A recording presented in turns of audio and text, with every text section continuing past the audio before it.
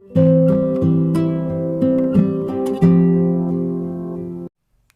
Students, welcome back to my channel conceptual biology by Manish Sharma. आज की जो अपनी वीडियो है वो है न्यूरोट्रांसमीटर पे।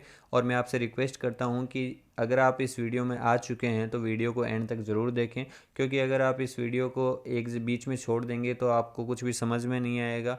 तो वीडियो को एंड तक देखें, और जिससे आपको न्यूरोट्रांसमीटर के बारे में जितना मुझसे हो पाएगा उतना मैं आपको नॉलेज प्रोवाइड करूँगा। तो ठीक है, आप वीडियो के एंड तक ज़रूर बने रहिएगा। ठीक है, न्यूरोट्रांसमीटर क्या होते हैं? देखिए, न्यूरोट्रांसमीटर वो केमिकल मैसेंजर्स हैं जो कहाँ से रिलीज़ हो रहे हैं। ये पुरानी वीडियो थी, उसके अंदर मैंने आपको एक्सप्लेन किया था। इसमें अब आप एक बार रिवीजन कर लीजिएगा। ठीक है, साइनेप्टिक वेसिकल्स हैं, उनको जो कैल्शियम बाहर से आता या बाहर से इन्फ्लक्स हुआ था, ये क्या करता है, ये जो साइनेप्टिक वेसिकल्स है उनको क्या करता है, एक्सोसाइटोसिस प्रोसेस से ये पुश करता है कैल्शियम। तो पुश करने से क्या होगा, यहाँ पे एक्सोसाइटोसिस प्रोसेस होगी और न्यूरोट्रांसमीटर रिलीज़ हो जाएंगे। और ये न्यूरोट्रांसमीटर कर क्या रहे हैं, एक जो इम्पल्स इलेक्ट्रिकल इम्पल्स आ रही थी उसको इलेक्ट्रिकल ही रहने के लिए ये केमिकल्स हैं जो क्या कर रहे हैं, उस इम्पल्स को आगे की साइड में फॉरवर्ड करें। यहाँ पे देखिए लाइगेंड गेटेड चैनल, मैंने पिछली वीडियो में आपको बताया था कि लाइगेंड गेटेड चैनल का काम क्या होता है। जब स्पेसिफिक रिसेप्टर इनके पास क्या होता है कि रिसेप्टर पाए जाते हैं जिनके ऊपर स्पेसिफिक केमिकल आके जब अटैच होता है तो क्या होगा कि ये क्या करेंगे, इस जो मेम्ब्रेन है उसकी परमेबिलिटी बढ़ा देंगे और बाहर से क्या होंगे, सोडियम आयन से एंट्री कर जाएंगे। ठीक है, ऐसा इसका नेचर रहता है। और ये जब न्यूरोट्रांसमीटर क्या होते हैं, यूज़ हो जाते हैं तो फिर बाद में ये जो वही कुछ तो वापस रीएब्जॉर्ब हो जाते हैं, एब्जॉर्ब कर लिए जाते हैं, और कुछ ये डिग्रेडिंग एंजाइम्स होते हैं जो क्या करते हैं, यहाँ से उस न्यूरोट्रांसमीटर को डिग्रेड कर देंगे और सेल्स को प्रोवाइड कर देंगे, जिससे क्या होगी, सेल्स एनर्जी बना लेगी। ठीक है, ये थोड़ा बेसिक है जो आपको आइडिया होना चाहिए न्यूरोट्रांसमीटर के बारे में। अब अपनी जो वीडियो का जो मेन पार्ट है उसकी ओर बढ़ते हैं, और लास्ट में जाते जाते मैं आपको न्यूरोट्रांसमीटर, जो एक एक न्यूरोट्रांसमीटर है उससे डिजीज़ कौन सी होती है और कंपटीशन में कौन से क्वेश्चन आते हैं न्यूरोट्रांसमीटर से, एग्ज़ाम में आपसे क्या पूछा जाता है न्यूरोट्रांसमीटर में, ये मैं आपको लास्ट में क्लियर करवा दूंगा। तो वीडियो को एंड तक ज़रूर देखें। अब अपन बढ़ते हैं अपने मेन टॉपिक की ओर। देखिए, न्यूरोट्रांसमीटर है वो दो वर्ड से मिलके बना हुआ है, न्यूरो और ट्रांसमीटर। न्यूरो का मतलब क्या है, न्यूरॉन, और ट्रांसमीटर का मतलब है टू ट्रांसमिट। ठीक है, जो न्यूरॉन की जो इम्पल्स है उसको ट्रांसमिट करता है उसे अपन न्यूरोट्रांसमीटर कहते हैं। अब देखिए, डेफिनेशन है उसको मैं आपको एक्सप्लेन करता हूँ कि डेफिनेशन न्यूरोट्रांसमीटर की आप क्या लिखेंगे, कि न्यूरोट्रांसमीटर क्या है, केमिकल ट्रांसमीटर हैं और केमिकल मैसेंजर हैं जो क्या करते हैं। केमिकल मैसेंजर का यहाँ पे ये मतलब है कि ये एक तरह से डाकिये की तरह काम करता है।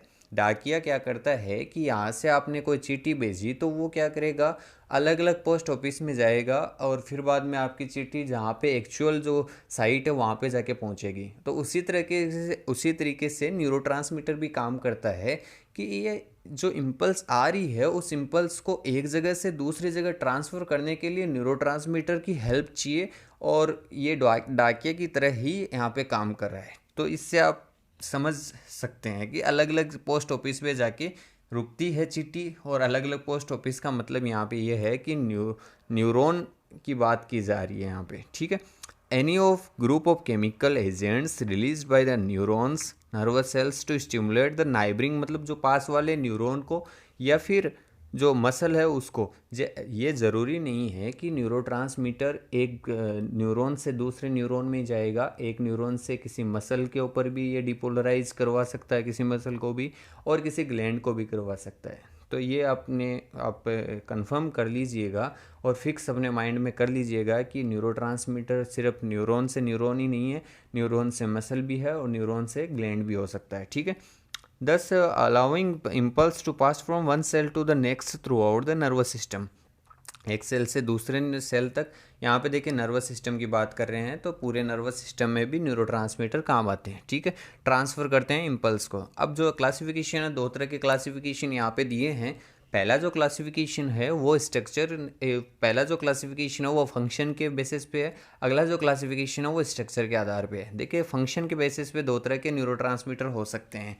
पहला है एक्साइटेटरी, ऐसे न्यूरोट्रांसमीटर जो कि अपने specific receptor of post synaptic membrane पर जाकर बाइंड होंगे तो मेम्ब्रेन की परमिएबिलिटी वैसे आयंस के लिए बढ़ा दी जाएगी जो कि पॉजिटिव चार्ज वाले हैं। फॉर एग्जांपल जो कैटाइंस हैं, अब क्या होंगे, अब जो ये excitatory post synaptic nerve impulse है उसको अपन ईपीएस भी बोलते हैं। और ये क्या, अब देखिए होगा क्या एक्चुअल में, बाहर से जब पॉजिटिव आयंस अंदर की साइड में आएंगे तो क्या होगा, वहाँ पे डिपोलराइजेशन होगा, एक्साइटेशन होगा, तो दूसरी सेल के पास में इम्पल्स पहुँच जाएगा, ठीक है। और फिर बाद में एक दूसरे तरह के भी हैं, यहाँ पे देखिए इनहिबिटरी न्यूरोट्रांसमीटर। ये ऐसे न्यूरोट्रांसमीटर हैं जो जब रिलीज होते हैं तो उस सेल की परमिबिलिटी ऐसे आयंस के लिए बढ़ा देते हैं जो क्या है कि नेगेटिवली चार्ज है, ठीक है। बाहर से नेगेटिवली जो एनाइंस होते हैं, जैसे कि क्लोराइड है, क्लोराइड क्या होगा कि बाहर से अंदर की साइड में एंट्री लेगा, और जब एंट्री लेगा तो एंट्री लेने से क्या होगा कि इम्पल्स को आगे की साइड में इनहिबिटरी रिस्पॉन्स जाएगा, ठीक है। मतलब वहाँ पे क्या होगा, रिपोलराइजेशन होगा, ठीक है। इस बात को आप समझ लीजिएगा। फिर वन अदर न्यूरोट्रांसमीटर है।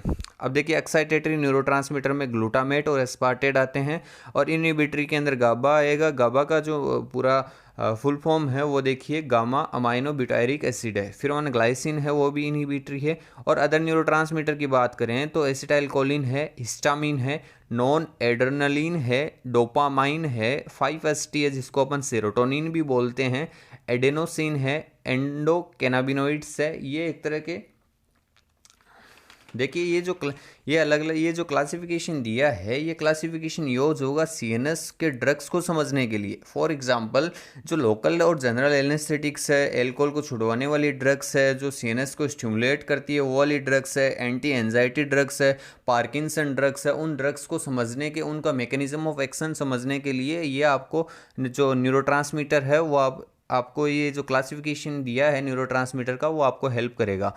देखिए अगला जो क्लासिफिकेशन आता है वो अपन बात करते हैं सेकंड क्लासिफिकेशन की। पहला जो क्लासिफिकेशन था वो फंक्शनल क्लासिफिकेशन था, उसके अंदर अपन नेचर देखते हैं न्यूरोट्रांसमीटर का। और इस जो क्लासिफिकेशन है उसके अंदर अपन देखेंगे कि न्यूरोट्रांसमीटर बना हुआ किससे है। देखिए अमीनो एसिड से बने हुए न्यूरोट्रांसमीटर है, जिसके अंदर सबसे पहला एग्जाम्पल आता है गाबा, फिर वहाँ ग्लूटामेट आता है, एस्पार्टेट आता है, ग्लाइसिन आता है, बीटा एलेलिन आता है। देखिए गाबा, ये जो ग्लूटामेट है इसी से गाबा बनता है, और गाबा से फिर वन में ये ग्लाइसिन बनता है, ठीक है। कोलिनर्जिक के अंदर एसिटाइल कोलिन आता है, हिस्टामिनिक नाम से पता लग रहा है हिस्टामिन आता है। एड्रेनर्जिक के अंदर डोपामाइन और नॉर एड्रेनलिन आता है। और न्यूरोपेप्टाइड के अंदर एंडोरफिन्स और सोमेटोस्टेटिन और वेसोप्रेसिन, ब्रेडिकाइनिन और एंजियोटेंसिन सेकंड ये आते हैं। और ट्रिप्टोमर्जिक के अंदर 5-HT जिसका दूसरा नाम है सेरोटोनिन। देखिए अब इंपॉर्टेंट न्यूरोट्रांसमीटर, अब इसके अंदर जो कंपटीशन में क्वेश्चंस आते हैं वो भी इसमें आपको बता दिए जाएंगे। और ये वीडियो का सोल है, इसके अंदर वीडियो का सबसे मेन पार्ट यही है। और इसको देखने के बाद में न्यूरोट्रांसमीटर से रिलेटेड आपको अगर फिर भी कोई प्रॉब्लम रह जाती है तो आप कमेंट बॉक्स में लिखें, ठीक है। तो देखिए सबसे पहला आता है गाबा। मैं गाबा को बताने से पहले आपको बता देना चाहता हूँ कि 1921 में ओटो लोवा जो था, LOEWI, ये जो पर्सन है, इस पर्सन ने न्यूरोट्रांसमीटर को डिस्कवर किया था, ठीक है। फिर बाद में अपन सबसे पहले गाबा के बारे में डिस्कस कर लेते हैं। गाबा होता है जो ओ लोकेशन ऑफ सीएनएस की सारी लोकेशन, इसकी लोकेशन देखेंगे, मैकेनिज्म ऑफ एक्शन और नेचर के बारे में। तो ये सारी लोकेशन पे पाए जाते हैं। मैकेनिज्म ऑफ एक्शन की बात करें तो लाइगेंड गेटेड वोल्टेज चैनल थे, sorry ligand gated ion channel है या फिर वोल्टेज गेटेड आयन चैनल है, उन्हीं के ऊपर वैसे मैकेनिज्म सारे न्यूरोट्रांसमीटर काम करते हैं। पर मेनली देखिए लाइगेंड गेटेड आयन चैनल उन्हीं के ऊपर काम किया जाता है। तो ये सारे न्यूरोट्रांसमीटर उनका mechanism of action ligand gated channel, ligand gated ion channel रहेगा, ठीक है।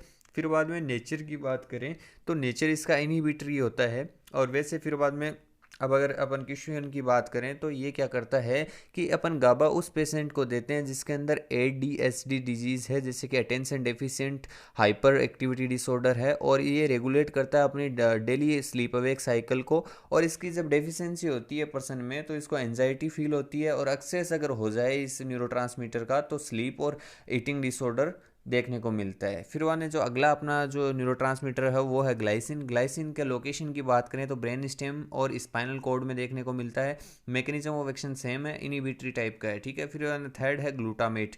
ठीक है, ग्लूटामेट सारे लेवल ऑफ सीएनएस में पाया जाता है, सेम मैकेनिज्म ऑफ एक्शन और एक्साइटेटरी टाइप का न्यूरोट्रांसमीटर है, ठीक है। देखिए ग्लूटामेट है वो अपन किस में काम में लेते हैं, ये अपनी बॉडी के अंदर मेमोरी, लर्निंग, मूवमेंट, इन सब में ग्लूटामेट का काम होता है। अगर इसकी डेफिशिएंसी होती है तो फैटिग और प्योर मेमोरी देखने को मिलती है।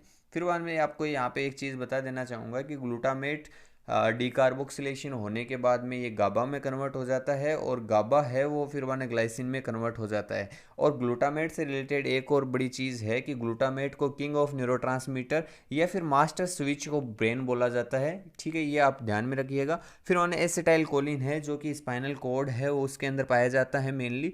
और मैकेनिज्म ऑफ एक्शन की बात करें तो सेम है, इसका एक्साइटेटरी टाइप का न्यूरोट्रांसमीटर है।